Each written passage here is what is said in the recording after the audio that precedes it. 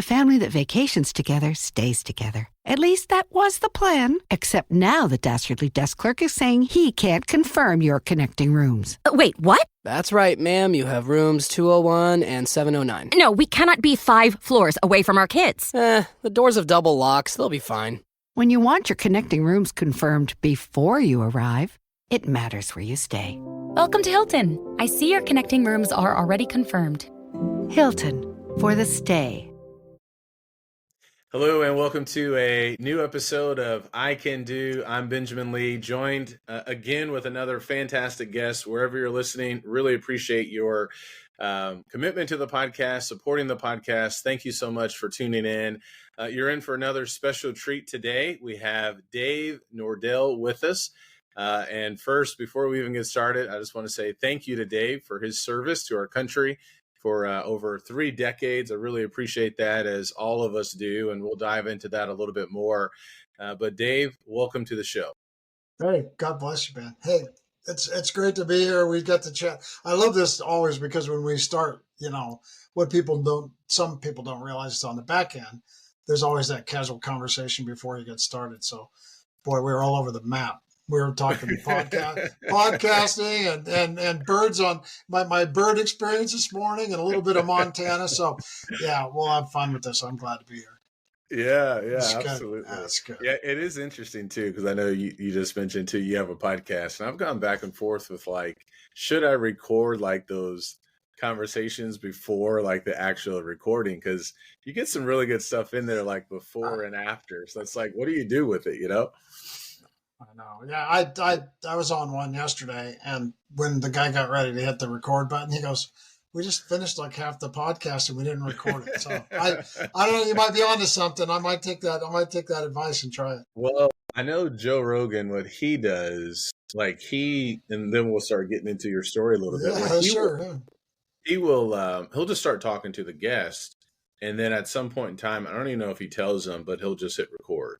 So they're already in this conversation, and it's just ongoing. So I'm like, oh, that's kind of interesting. But well, yeah, let's talk about you. And you've been on an amazing journey, and so there's a lot of things that I want to talk about with leadership and moral injury and PTSD. Yeah. And if you can, take us back to and just learning more about you. I know you grew up on a farm, and then at the age of 19 enrolled into the Air Force. Yeah. Take us back to the farm and just some of the qualities or characteristics that you learned growing up on a farm. I know that certainly transitioned over into your service.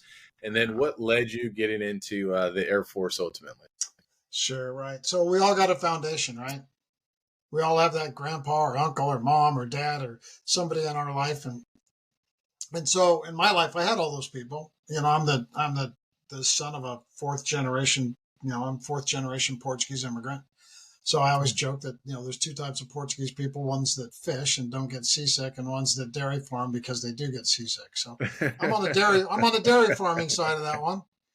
And yes, I do get seasick. I got to be careful with that. It's pretty fun.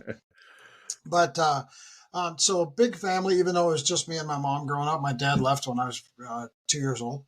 But those of us that are fortunate enough that when we have a gap like that in our nuclear family, if we've got big families, people pick up a lot of that slack. It's not perfect, but, you've got the people to step in. And so that led to life on the farm, life on the dairy farm. And it's not like it when you're in it, Ben, but when you're on the farm, you are really on a daily basis, just getting life lessons one right after another. And it's not until you start to get out into the world that you just go, oh, well, this is like when you're weaning calves off of milk and putting them on hay and grain, and they're screaming and crying all the time. There's some similarities to those type of things, and that stuff happens. To include death and success and Mother Nature and persistence in work and things never being done completely, and there's always the next thing, and prioritization of time, and you just learn a whole bunch of things, and you learn you're going to go through a variety of emotions and that type of stuff. Not that it's perfect. It's its own little world. It's got its little bubble.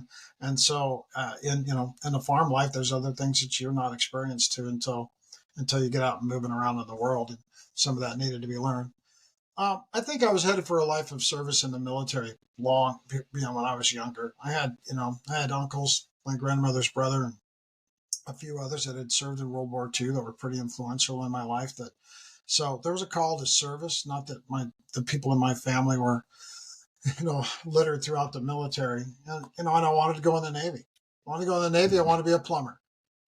I go to the day I go to take my aptitude test at the high school. The Navy recruiter's not such a nice guy. The Air Force guy's a really nice guy. He says, I can help you out. I end up on my way to the Air Force, still wanting to be a plumber. The Air Force says, no, you should probably be a medic. And they put me in medicine, and it was absolutely the right thing to do. And I'll tell you, growing up, I never thought about being in medicine or doing nursing or any of that type of stuff. And that's exactly where I landed. I had a high school teacher that once wrote on my paper that I should go in the military because I'd never make it in college. And we can talk a little bit about that because I thought, that's not a great way to get feedback from a teacher, but right. I quickly found out that you're never out of school when you're in the military. So, That's for my right, 30 years, my 30 plus years, you're always in it to win it. So, yeah. I was listening to another conversation you had, and you had mentioned when you first got started in the military, they gave you a book. And so as soon as you got started, you got that book.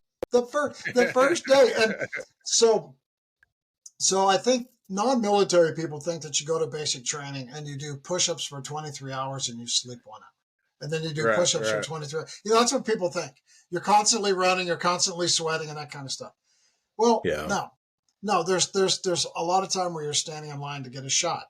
There's a lot of times where you're standing in line to get paid, or you're standing in line to get, there's appointments, there's stuff that you've got to go around just to get you in the Air Force, to build your file for you to be a person, right? Yeah, you do all of that other stuff. And in the Air Force, when I went in, physical fitness, it wasn't like being in the Marine Corps where physical fitness wasn't right at the top. Our stuff was being meticulous, right? So things had to be perfect and folded and those kind of things because you treated it like a toolbox when you're working on an airplane. And you can't screw up when you're working on an airplane. So, we worked on this high technical thing. And so that was going on. But they gave us this book and they said, when you're standing in formation, you'll be doing one of two things. You're standing at attention or you're reading the book, and me, I'm just dilly-dallying around with the book. I'm like, yeah, whatever. And then there was a test, man. And you couldn't get, it was a go, no-go if you didn't pass the test. Yeah. So now tell me what was the book? Was it a book? Was it about basic training? What was it about? It had information in there. Who was the first Secretary of the Air Force? Which was Stuart Symington. I'll never forget that for the rest of my life. Right? It was just basic things you needed to read. How do you hold a hand slit? All that kind of stuff. And so you had to take an actual written test to get out of basic training. People think if you just can run the distance and do the push-ups, you're good to go. And it's not that. So, yeah. Yeah. And then at a certain point in time, after I was running around the world doing high-speed things and thought that I should be promoted to, chief of the world, somebody said, you got to do this education piece too to get promoted, and you got to study to get promoted. And for some reason in there, the light went on and I thought, you know what? If I got to do all this education, then I'm going to do education. So I went to the education office and started to get the actual pieces of paper that go along with the hard work. And I will tell you, it's the best thing I ever did. And when we talk about PTSD and moral injury, I'll tell you that oodles of education and higher level education probably saved my life. It probably kept me from pulling the trigger. Really? Yeah. Wow. Well, I appreciate you sharing that. And let's talk about that a little bit too, because I know that you're serving and helping so many people. So when you retire after 30 years of service, you're Air Force Command Chief Master Sergeant. So a lot of things from the age of 19 to 49 then transpired. What are you willing to share? And please share, what you think is good and necessary for the audience to help us to understand more about PTSD and moral injury and just what so many people are going through who do think Sure. about pulling the trigger and Sure. how you were able to overcome that. Sure. Well, I'll tell you, there's a few things. So let's talk about being a guy first, right? Because men have a bigger problem with that. Mm-hmm. So we're kind of tattooed early on in life. To not think about the farm life, here maybe is a negative. When cows got to be milked twice a day, 365 days a year and 366 on leap year, you don't have time to be injured. You don't have time to be hurt, and you don't have time to be sick. And so we quote unquote power through. So I want everybody to hold that thought. The other thing that we're equipped with as men is a thing called pride. Yeah. And so we equate we actually evaluate ourselves based on our actions, whether and how we're going to be perceived. Courageous, manly, what are my friends going to think about me? All those type of things. And if you really listen to men pick on each other, that's where they go when they really want to be funny. They go right after things that are prideful, right? Mm-hmm. So you come equipped with all of those things, and then you get into situations in life, and this is not a military thing. This is anything. This is a young lady that's been raped, right? There's PTSD and moral injury in there. Well, I'll separate the two for you. In my case, PTSD is just things that you can't unsee, unhear, and unsmell. It's just the reality, right? And when you can't those things and they're there forever, then they're part of you, and you got to learn how to deal with them. And a lot of times we choose unhealthy ways to deal with them, and a lot of times that'll drive us into a place where we don't feel like we have any hope or we have any help. A lot of times the reason that you don't have hope and you don't have help is because your pride keeps you from getting hope, and your power through it keeps you from getting help, or or letting somebody help you to get help. So it's this circular thing that can be a really tight knot. In my case, you take a 30-year career.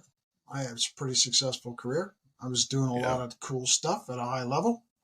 Not that that's everybody's deal, but in the military, when you transition, everybody's doing a lot of things at a high level, no matter what your rank is, no matter how long you've served. These guys that are in the Marine Corps for 4 or 5 years, by the time they're out, they got 6 or 7 people's, at a minimum, 6 or 7 people's lives in their hands, and millions of dollars of equipment, and they're making split-second decisions based on training and those type of things that are really, really critical. And you come back into a non-military environment, and people don't know what you did. You can't write it down on a piece of paper. You don't have your buddies anymore. You don't have the camaraderie. Your sense of purpose is all over the place. You don't even know if that exists. And that can drive you into a bad spot. Yeah. Couple that with moral injury, and statistically, we're looking at about 40% of people that come out of the military have some level of moral injury. And it doesn't have to be tied to combat. It sounds like the moral injury, the descriptive, sounds like exactly what it is. We all have a morality.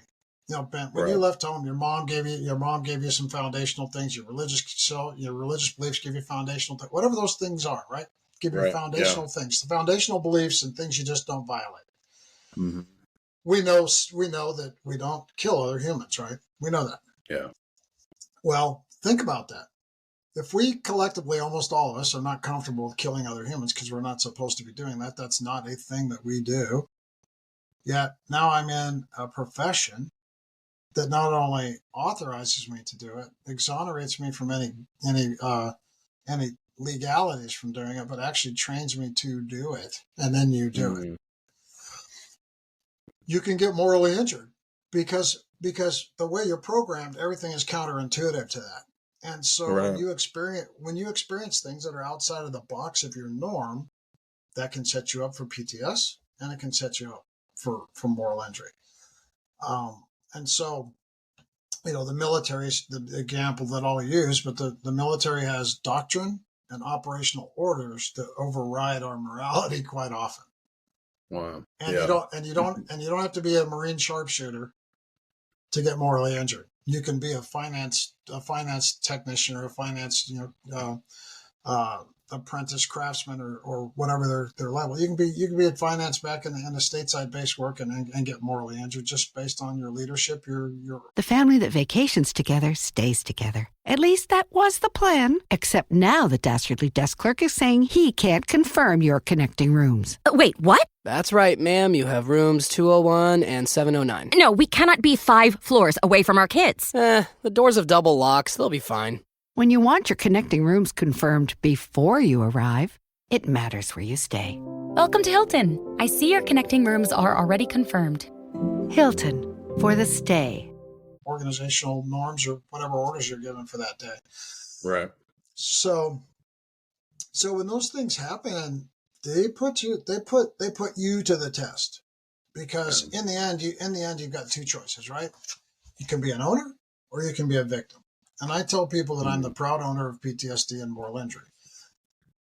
10 years ago, I would have told you, I would have had the victim mentality and I would have blamed 10,000 reasons why everybody else was wrong and I was right, and had 1,000 excuses for why I wasn't working out anymore and why I'd gained weight and why my health wasn't the best it could be and why I was, down on myself, and the things that were coming out of my mouth weren't very savory, and I was, stressed about things I shouldn't be, and I had no boundaries. I had absolutely no boundaries. I was all over the map.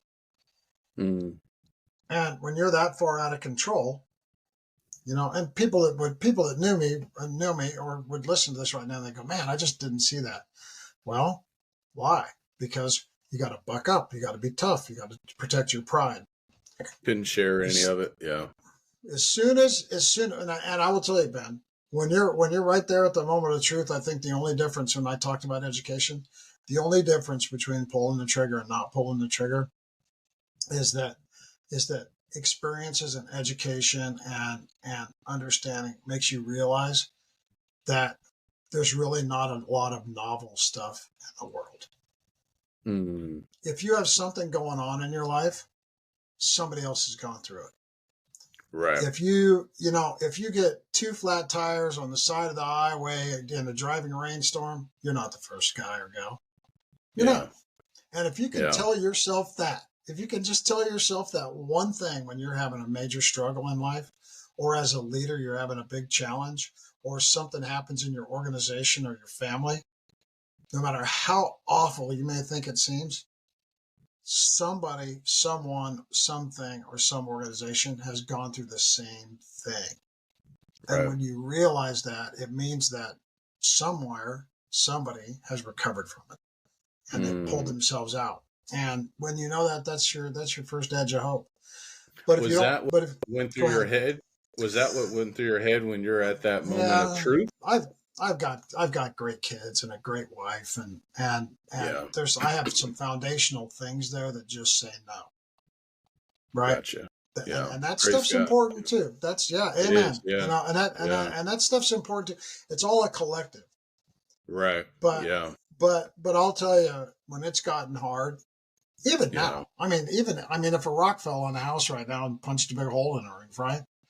I'd probably turn around and go, I know that there's at least one person in the world that just had a rock fall through the roof. Mm-hmm. So whoever that person is, even though I don't know them, we're going to have to go through the same thing, right?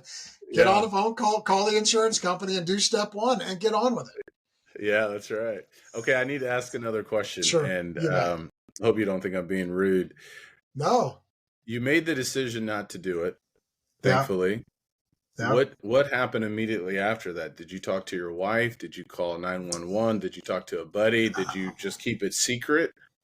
I kind of, the 2 times that I was probably the closest, I just kind of kept them secret. There was a transition point in there. There's a transition point in there between keeping it secret and going full blown, put my pride in the drawer, get over the, you've got it kind of thing. If you read my books, I write a chapter in there about crying. Even, people cry, people even cry on the farm. And I went through my whole last combat tour, and because of my leadership position, I didn't feel that I was in a position where I could cry.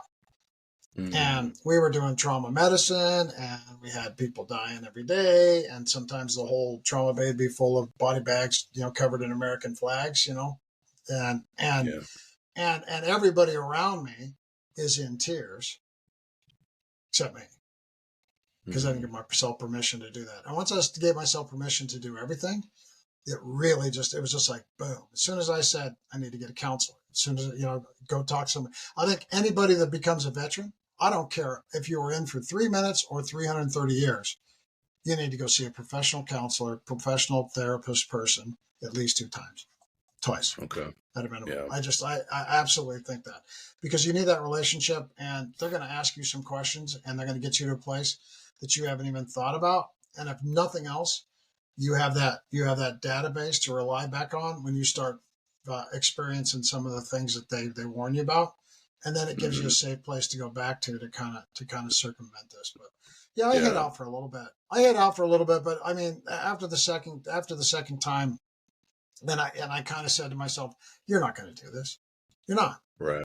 Yeah.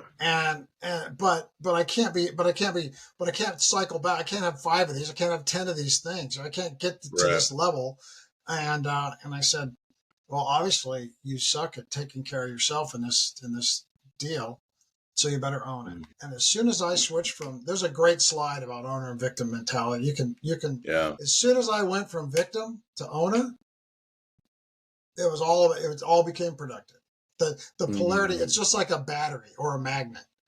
The polarity switched from negative to positive, and once it became positive, I thought, okay, well, it's all here. I better use it. I better start using it for the right reasons. So this is so good, and I appreciate you sharing all of this, Dave. That takes a lot of strength to do that, and other people who are out there listening. We have people around the world, and I think this is really good, moving from that victim to owner. That's tough. It's a hard thing to do, but it sounds like there is hope. You're not the only one going through it. Go back to some of those foundational principles, things, people, relationships, to say, hey, listen, there is still a lot of value, obviously, with being here and living and moving forward. And what a blessing that you're able to do that. My son, he'll be 13, Lord willing, in August. And we're going through 7 Habits of Highly Effective Teens by Sean Covey. His father wrote the original book, but that it sounds like being proactive, this victim to ownership, because it's the idea of taking responsibility. And so when you said it, it was just a light bulb that went on, and then you just took, okay, here's a step I can do. Here's another step. And that certainly builds up that inner confidence. But even what you said too about giving yourself permission, what does that look like for someone who doesn't cry? I heard one guy on a podcast, and he never cried. My dad was an alcoholic. He typically cried after he was drunk, and he wasn't around for much of my life, very much like your dad. But this guy I was listening to, it took him months before he could actually shed a tear. Like, he would go out into the woods and scream and shout, and it was like nothing. So how long did it take you to finally not just say it, I give myself permission, but then it actually, opened up the floodgates? And what tips do you have for those who are listening who may be in the same state? I'll tell you, when I first started seeing my therapist, she's wonderful. She's actually turned into be a friend. I mean, I always tell her I'm going to reverse the charges on her, because I'm a military guy. She's got these military clients, and she's like, explain this to me, explain that. So I'm drawing organizational charts and stuff. I tell her I'm reversing the charges on her. Yeah, that's right. She's been fantastic. Yeah. I think sometimes if you're really, really stuck, I think that you have to have somebody else out loud say to you that it's okay. And this is this whole thing of you can't walk this alone. Here, I'll give everybody one out there that's really easy. And if you can just think of this even in your worst moments, because whatever's causing you pain, emotional pain or psychological, physical pain, whatever's causing you pain, will drive us to these places, these unhealthy places. And so I want everybody to remember that we're like hot dogs. And we're like hot dogs in this way. If you take a hot dog and you put it in a microwave and you turn the microwave on for 30 seconds, when you open the door, it looks like a hot dog. But all the DNA has changed. And you can't unmicrowave the hot dog. So be the hot dog. You have to and so whatever you are, whatever it is you. And that is the switch to own from victim to owner. Because the struggle is you want to go back. There's no Men in Black, man. It doesn't work.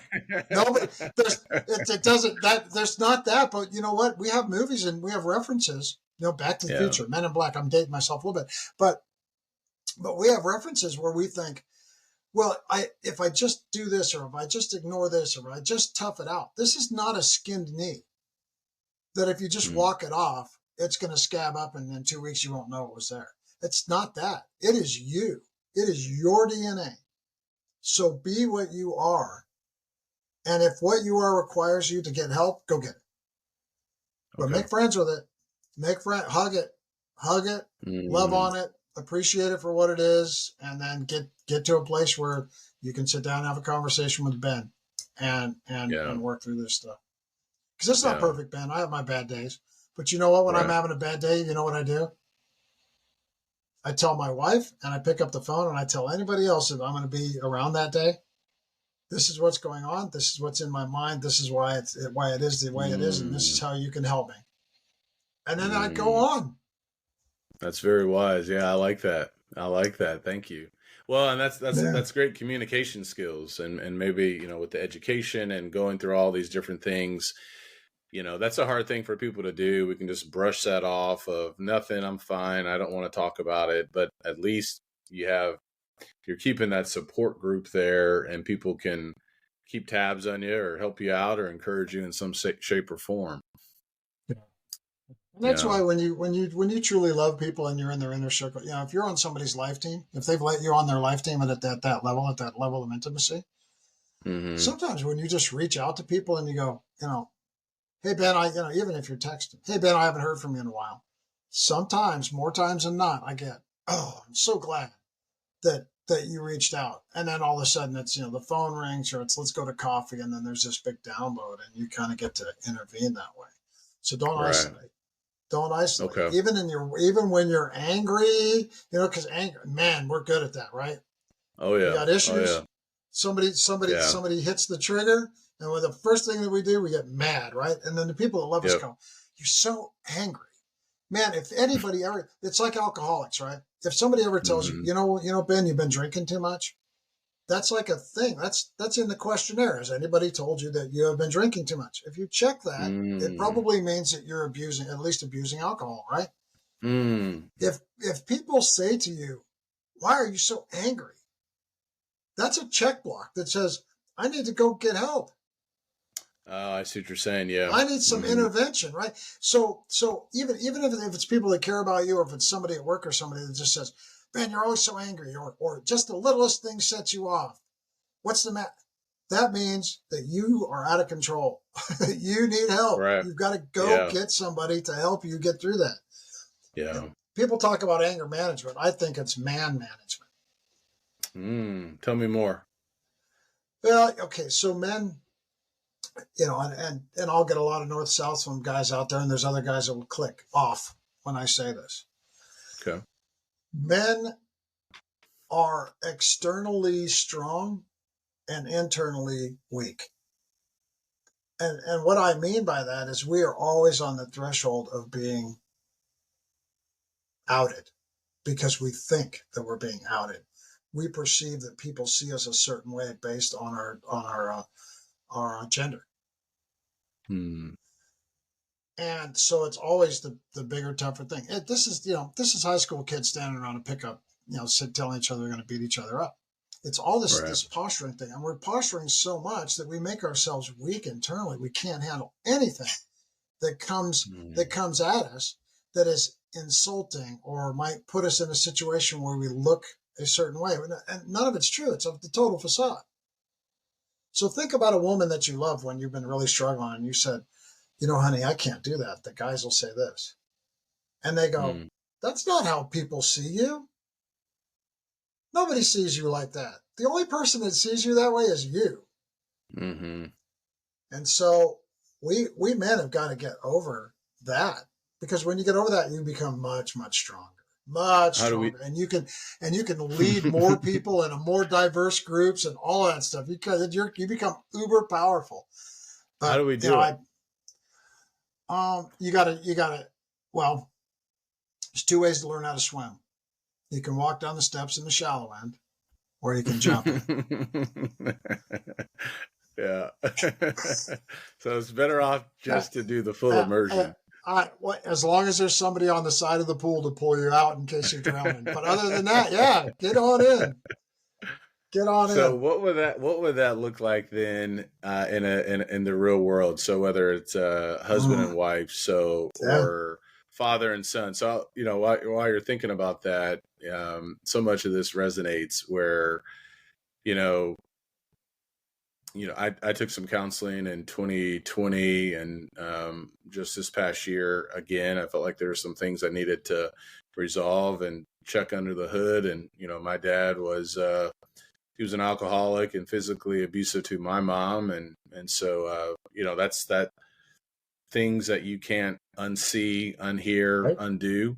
But you have to somehow figure that out and get some help, and it did. It has helped out, quite a bit. But tell us more about how do guys do that? There's a book I'm reading. I know I want to talk to you about leadership too. I think the title of the book is Deception in Leadership or something like that. But I know biases and there's just things we miss in ourselves. You know what I mean? Okay, so perception and bias are and assumptions are killers. They're absolutely killers. And we work and men are pretty good at that. Men are pretty good at working off of that. That's our survival instinct, right? That's our hunter instinct. Is you look at something and you look at a bear at 50 yards and you say, it's that kind of bear and it's that big and this is what it's going to take to eat it or shoo it away or whatever you need to do. So, but all of those are assumptions and you might be wrong. So I actually do a keynote speech called Closing the 25-Yard Gap, and it's predicated on a military barracks because I was a student leader in a military barracks. And so here's Dave, dairy farming kid from Northern California, grew up in a town of 5,000 in a Portuguese community with a high percentage of Mexican immigrants. And now I'm in charge of 12 guys in a military barracks with guys from all over the nation, but the majority of them from inner city Philadelphia. The guy at the other end of my flight, 25 yards away, didn't look like me. He looked a lot more like you. And I had a bias, assumptions and perception, and I had my hometown tools, which included my vernacular, my set of jokes, and the words I used. That wasn't working, Ben. That wasn't working. And if I didn't have the courage, I did this at 19 years old. If I didn't have the courage to walk that full 25 yards, close that gap, and sit down with Airman Bradley was his name, and him and I ended up being good friends. He became a medic too. If I didn't have the courage to sit down with Bradley and close that gap, blow up my assumptions, blow up my perceptions, and blow up my bias, and reground myself in something that was actually real, or as close to 100% as real. Yeah. I would have failed as an airman, and my Air Force career would have been done right there in the first 6 weeks. Yeah. And you got to navigate. And so you have these internal assumptions and bias that you have got to close the gap with, which means you have to say out loud what you think. And then you have to listen to people say, I know that's what you think, but here's the reality. And then you've got to close the gap on that. And then you have to reset and take actions on what is real. Now, you want to scare somebody? Have them perceive something for 30 years of their life and have somebody blow it up and tell them it's not real. That is pretty hairy. Yeah. So it takes some personal courage to do this. But I'm telling you, there's and I'm not. So we're going to talk leadership, and I don't want to go down this rabbit hole because I'm not a fan. I'm not a Simon Sinek fan, and I'm not a Brene Brown fan. Okay. All right. And I'll tell you why. It's because you and I could both be NFL quarterbacks sitting in the 300 seats. We get it right every time. Okay. If I'm glad that analogy resonated with you. You must be a football fan. Listen, I'm a football fan, but I love your analogies, and I know you talk a lot in stories, and I'm eating it all up, man. Yeah, so if I want to be a gladiator, I should be hanging out with gladiators. That's right. You got to be in the fight. Yeah. And you got to smell the sweat, and you got to feel the pain, and you got to do those things. And so sometimes, but you don't always throw the baby out with the bathwater. That's true. So if you're gonna consume these things, right, consume them with open mind, and find the nuggets and pull it out. And that's what the front end of my first book is all about that. These are a bunch of nuggets that I have. I'm going to throw them all out there. Some you'll think are BS, and others you'll just grab onto, and it's good. And if you've got a 13-year-old son, I'm going to send you a copy of both my books because he should probably read them. Oh, well, thank you. Thank you. I appreciate that. Just give me your address at the end of that, and you can, all right. You can go through it with him. But it's for a 13-year-old. It's kind of like a workbook because the chapters are short and the back ends are full of little one-liners. Yeah. Okay. But Brené Brown talks about this thing of vulnerability. Mm-hmm. And the first time I read the book, I thought, oh, that's just too squishy. I mean, I can't talk, because I speak publicly. I said, man, I can't talk about vulnerability in my journey because the guys will shut off. It's effeminate, it's soft, it's yucky. What is vulnerability mean? I think vulnerability, the definition when we're talking about the things we're talking about, the definition of vulnerability is actually ultimate strength. You've become as powerful as you can be dealing with the microwaved changes of your hot dog through vulnerability. If you really want the ultimate power, you have to be vulnerable. It doesn't work the other way. There is no more grin and bear it. Grit is another word. You'll hear grit come out. These people that write these books, these 300 level leaders, right? 300, they're in the 300 seats, go on. That guy was wide open. Yeah, but there's 400-pound man laying on his back. So, that stuff drives me crazy. I'm a Dolphins fan, by the way. So I have my quarterback's got people laying all over him all the time. Yeah, I know. He's got to be careful down there. Yeah, it's crazy. It doesn't work that way. It works the opposite way. The energy and the power and the ownership and the healing and the getting better comes with the vulnerability. And that's not boo-hooing and slobbering and snot coming out of your nose and crying. It's just saying out loud, this is how I feel and I need some help.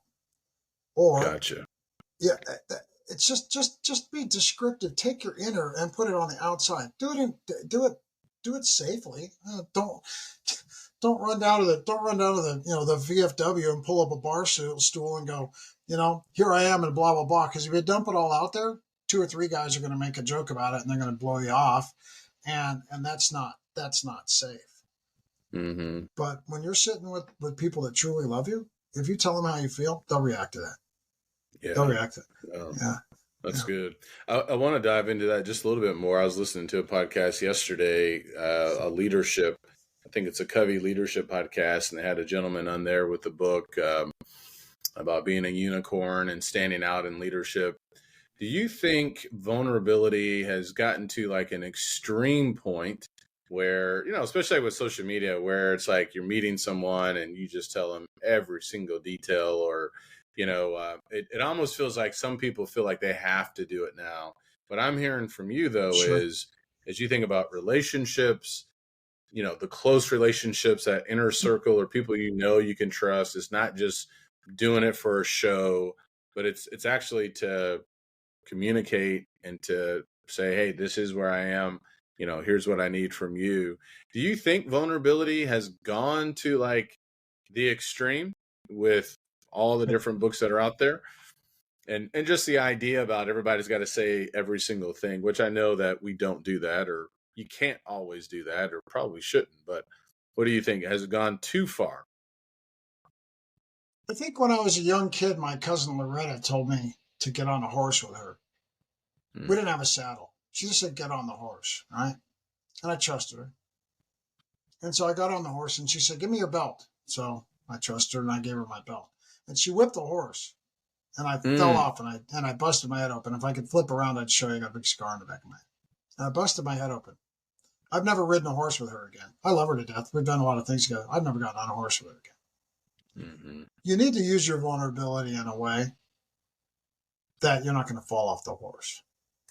Gotcha. Because if you use your vulnerability and it backfires on you, then the odds are that you're not going to use that tool. And it's a very important tool, but it has to be used the right way in the right situations. So to answer your question, there's a couple things there, Ben. To answer your question, so I am right on the line of X and Boomer. In fact, my wife is a Boomer and I'm an X, and we're 6 months apart. So I'm that generation. Okay. We grew up in a world where there wasn't a lot of vulnerability. And when people asked you how you were doing, the answer was good, or I'm okay. You didn't even say I'm having a crappy day or anything.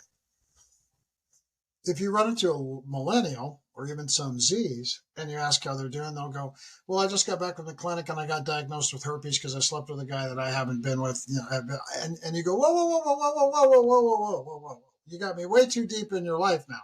I was just checking on, and they're like, no, it's okay. And off they go. So you got, and you know what? And they are fine with it. They are absolutely fine. Yeah, they don't care if 300 people know, right? Which, so here again, bias, assumption, and perception, right? And so we go, well, that person's totally inappropriate. And actually, maybe they're mentally healthier. Maybe they've accelerated the whole process and they're not suffering for 10 years. Maybe they've offloaded in 10 minutes. We can't. I don't know, but what I'm going to tell you is I am not going to take my perception of what I know as my reality and apply it to that person and make it a negative. If that's what that person needs to function in a healthy manner, great. The only person that it made uncomfortable was me, and I don't have herpes. It's probably a bad example, but for effect, right? So, but do you see what I'm saying? I do. Yeah. So I think that there's some magic in that. It's weird. Okay. It's weird because it's not our norm. It's weird to us. To them, it's not. And if you ever can go eavesdrop on a Z millennial conversation, you'll have sweat running off your forehead, and they're giggling and laughing. Yeah.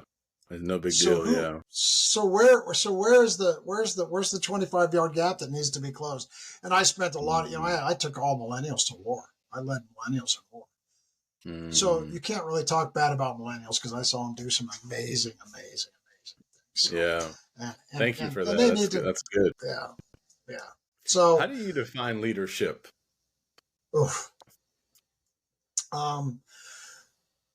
Squishy, non-linear.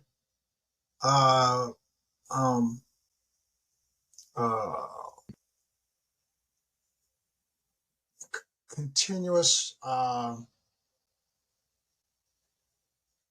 There's continuous motion in leadership. It requires you to be able to juggle, but not like a manager.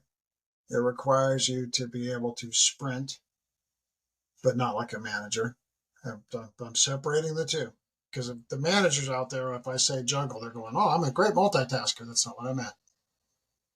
If I say sprint, they say, oh yeah, I can get things done quickly. That's not what I meant. What I'm talking about is you can have 3 people in the room all with the same problem, and you got to be 3 different leaders. So you really have to be a diagnostician. And, I think, in medicine helps, and so does farming help with leadership.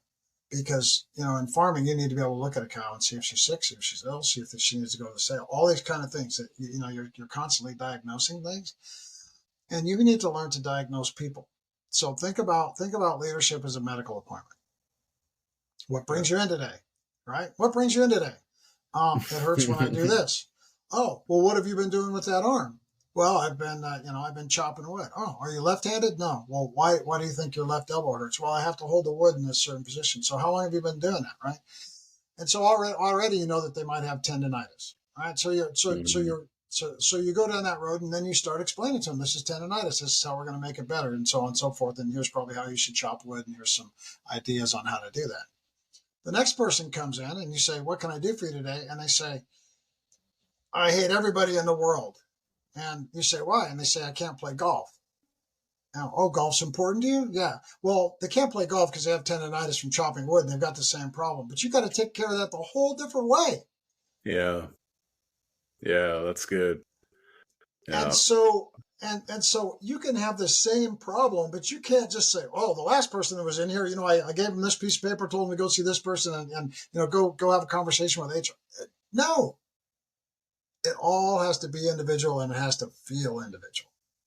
So my definition of leadership is innocuous. Leadership is innocuous, and if you try to nail it down, it's just like nailing Jello to a board.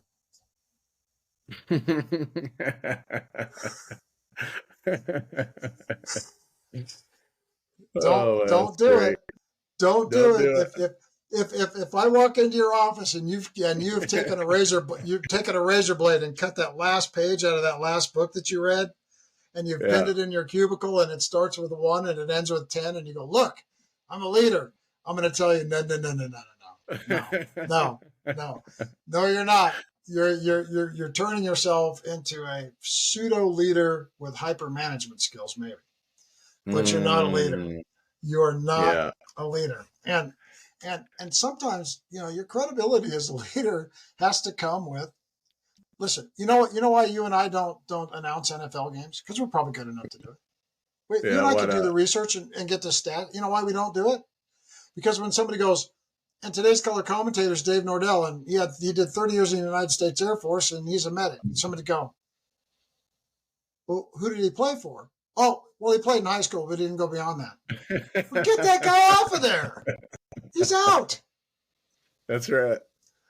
So don't show up as an imposter. Don't, just because the name badge says manager or director or something on there, don't think that something osmosis through that little piece of plastic into your body that replaces experience and scars and blood and sweat and tears and all of the work that it takes to get to the position that you're at, because you were leading where you're at a level that they want to put you in with a more responsibility to lead again, because you've demonstrated that. The other thing is that the leadership isn't art. It's a science. It's not a science. It's an art, and there's no leadership. It's like medicine. It's the art of medicine. It's not the practice. It's not the perfection of medicine. You're always practicing. That's why they say practice medicine. It's the practice of leadership. Yeah. That's so good, Dave. I appreciate that, man. This is a blast, and you know how to tell the stories. I do some coaching with Ultra Speaking, and we have a game called Analogies or Rapid Fire Analogies, and I just love how you're painting the pictures of all these things, and it's so sticky. I like to say that it's sticky, and so our leadership can't be like putting Jello on a wall and a thumbtack, and it's so true. I'm never going to forget any of this. So I had not heard it described like that, with the idea of it being squishy. And I do think there is something with what you're saying too.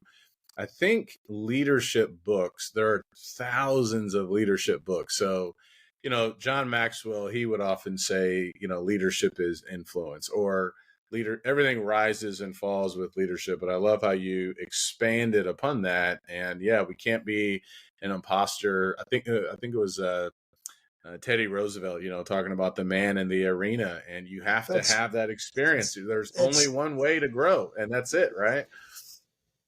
Yeah. So and I talked to people ask me a lot. I did a podcast where it was quasi political. The guy wanted me on to talk about the assassination attempt on Trump, because I'd worked with the Secret Service in the past. Oh, I did not know that. Wow. And so it was brief. I'm not talking like I was in the team and I was running all over the place. There's a few times that I was attached to the Secret Service to do presidential coverage as the medic. But when you're integrated into the team, you're integrated into the team. You got the little microphone, you got the call sign, you're part of the whole shoot. Yeah. So I know how that process works. So, but everything that we kept talking about with that situation and others kept evolving back to this leadership thing. Listen, if you're leading a whole bunch of rats and the rats are a little bit unruly, hire the Pied Piper. If you're leading a bunch of sumo wrestlers, you should probably hire a sumo wrestler, because the Pied Piper and his little flute ain't going to buy it, because they aren't going to all get in a line and follow him down the street. It just ain't going to happen. Right. It ain't going to happen. Yep. But the Pied Piper can become a sumo wrestler, but he has to lead from a position of humility, inquisitiveness, and he has to become a student at the same time that he's trying to lead an organization. And he has to be fully transparent with what his gaps are and empower people to fill those gaps and trust them. Deference to expertise, you can win the game, but that's the squishy jello. If you don't understand deference to expertise, squishy jello. Yeah. So think about that. So now we're guys and we're full of pride and we got this badge and we're supposed to be in charge. And now all of a sudden I'm going to say, well, Billy's the smartest guy in the room on this. I'm going to let Billy do it. Do you know how mature that takes to be? Yeah. I'll give you a personal example. We were working a multi-million-dollar project to build new training facilities I was the command chief at a base in Washington State. This required interactions with some very, very senior level congressional people, because that money was going to be appropriated through the National Defense Authorization Act. This is high level stuff. These are heavy hitting people, super influential people. You know, the chairman of the House Finance Committee is involved in this. But it was kind of my project because it spawned off of something else that I was trying to do for the health and morale and welfare of the airmen. And so the phone calls would come to the headquarters building to talk about this issue. My boss, the commander, right, the owner of all these things, who is the face of all this stuff, one day he said, "It's the chief's thing." And everybody goes, "But sir, it's Congress." And he goes, "I don't know anything about it. Do we want to get the thing, or do you just want me to talk to congressmen?" And everybody looked at him and they said, "Send the phone calls to the chief." And he took his hands completely. Now you think about that. All the FaceTime that he could have had with all these important people. These people that talk on CNN all the time, there's still people that pop up there that I know from this thing. They're still on it. But he let me do it. Well, guess what? We competed with the whole Department of Defense for 4 projects, and we got that done. Wow. So it didn't take the guy with the biggest name on his badge. It took the guy with the biggest name on his badge to let the guy that knew how to do it do it. Right. That's leadership, Ben. And that's the guy that I called to come and officiate my retirement after 30 years of service. Wow. Yeah, that's awesome. Yep, that's exactly right. It makes me think about a preacher. He would say this: pride must be put aside, self must be put on the shelf, and ego has to go. And if someone can do it better, you're exactly right. That's a great mark of maturity and wisdom. And that's so good. I appreciate you sharing that. Well, your preacher's words are great ones to stick on the wall if you're struggling with mental health too. Because if you those are some pretty good tools right there. Yeah, absolutely. Well, with the time left, I want to be respectful of your time. Let's talk about Max Fab Consulting. Maximum Fabulous, if I'm remembering correctly. Yes. Consulting. How did this get started? You're the CEO of it. You're giving back to other veterans.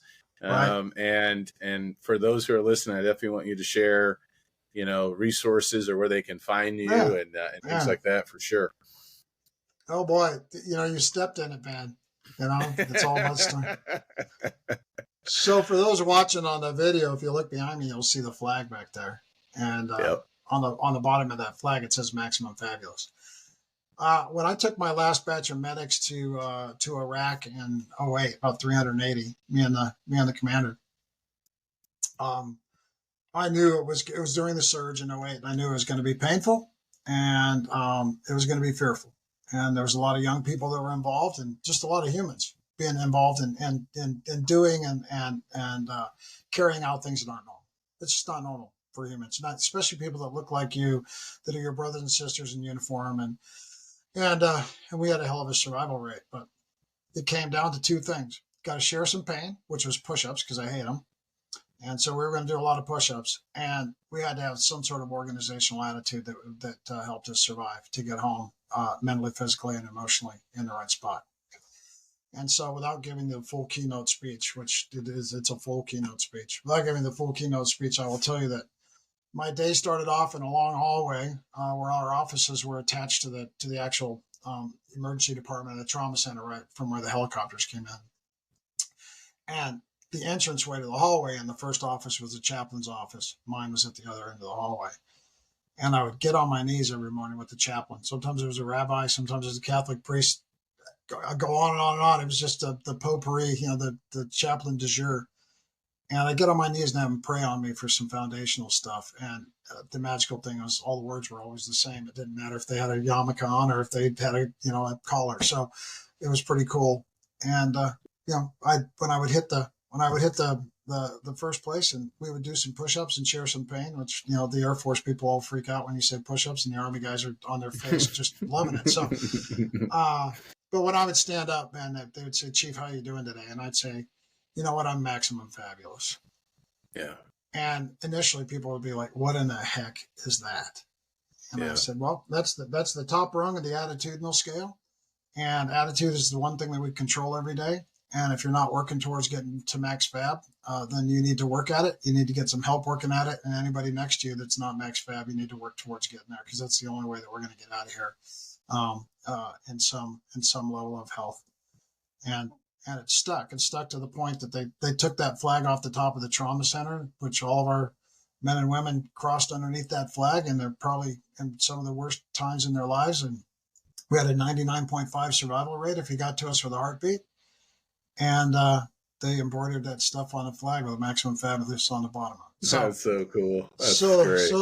So the company Max Fab comes out of that because, obviously we have to shorten everything. So it was, people pump their fist and yell Max Fab. And for those of you out there that want to experiment with it, just go to your next coffee shop. And when the girl does the obligatory greeting and says, "How are you today?" Go, say it loud enough, but go, "I'm maximum fabulous."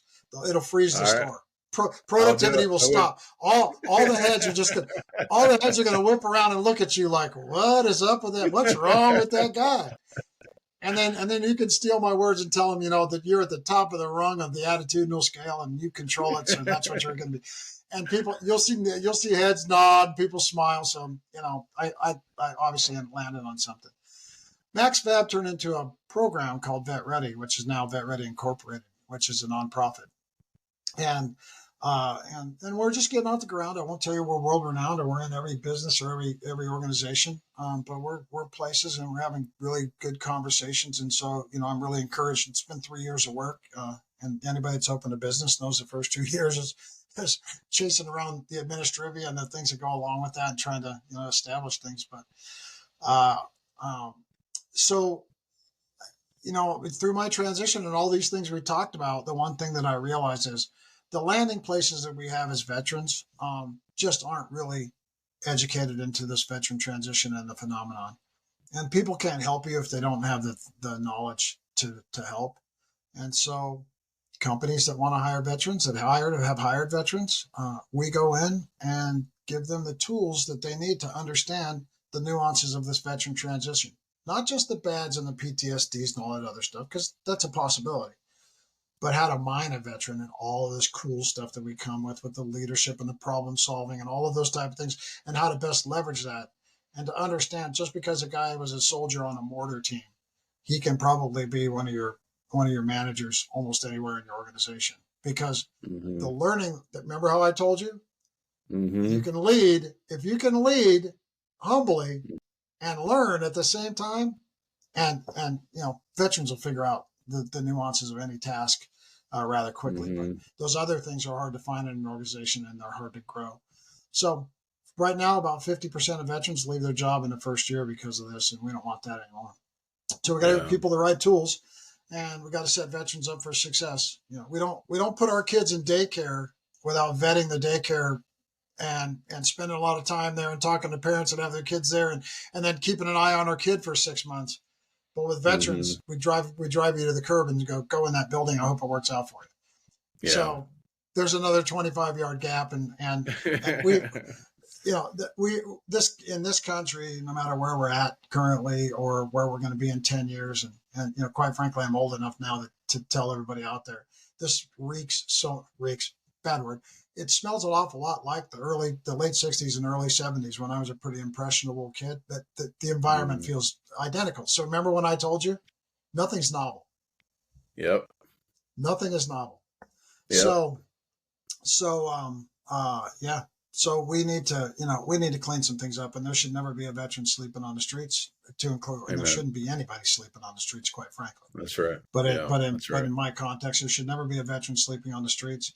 And if you truly mean it when you say thank you for your service, then you need to, when you're given the opportunity, you need to take a couple extra steps and do the work to really thank us, which means getting us back home the right way. Okay. Yeah. Will do. Dave, you've been a blessing to me. This has been fantastic. I think I could listen to you talk for hours, and so much wisdom. And where can people find you? Where can people find your books and your company? Sure. 2 places. Max Fab Consulting. So MAXFAB consulting.com. That'll give you some of the nuts and bolts. And you go there to look at my my blogs and my podcasts that I've done, my Cars Band, and then the Kangaroo Leadership Podcast, which I do. But more importantly, you can book some time with me. And if you want me to book to come and speak and do some 25-yard gap and some max fab and those kind of things, you think the organization needs that, I'm more than happy to. I'll tailor speeches to wherever you think your organization needs and to do those kind of things. And then for Vet Ready, it's getvetready.org. Getvetready.org. There's a donation button on there. You can throw us a couple bucks and it helps offset the costs. And we can take away the pain point of businesses having to do this, at least the financial piece. So yeah. Okay. Fantastic. Well, we buddy of mine just started a camp for young boys. It's a father-son camp, and we're calling it Making Good Men. So I'll definitely have to talk to him, see if maybe we can get you down here in Texas one day. I think you could do a lot of good here. Oh, you bet. Yeah, and I'll talk. Yeah, I'd love that. So yeah, you bet. And awesome. I know when you stop here, we'll have a chance to talk. But I got to get some books. I got to get some books in the mail for you. Yeah, absolutely. Dave, thank you so much, and for everyone listening, thank you for tuning in, and really appreciate all that you have done for us here today, Dave. You bet. My pleasure. Go out there and have an absolutely maximum fabulous day. Take care.